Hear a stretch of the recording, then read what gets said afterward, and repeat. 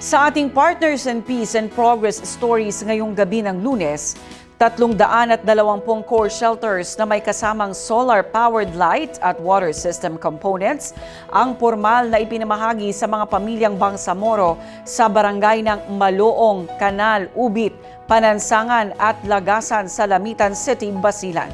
Ang kwentong kaunlaran mula kay Liz Miro. Isang makasaysayang turnover ceremony ang isinagawa araw ng Huwebes, July 31, 2025, kung saan 320 core shelter units na may kasamang solar-powered light at water system components ang pormal na ipinamahagi sa pamilyang Bangsamoro sa mga barangay ng Maloong, Canal, Ubit, Panansangan at Lagasan sa Lamitan City, Basilan. Ang proyekto ay bahagi ng Kapayapaan sa Pamayanan o Kapyanan Program sa ilalim ng Office of the Chief Minister ng Bangsamoro Government, katuwang ang City Government ng Lamitan.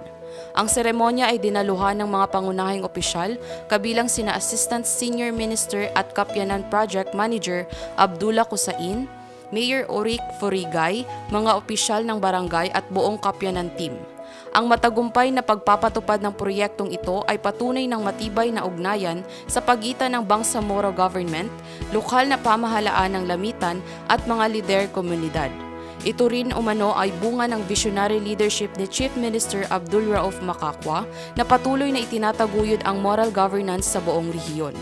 Ang Kapyanan ay isa sa mga pangunahing programa ng OCM na naglalayong tugunan ng mga batayang pangangailangan ng mga Bangsamoro sa pamamagitan ng pabahay, essential utilities at pagpapalakas ng pamumunong pangkomunidad. Liz Miro, iMinds, Philippines.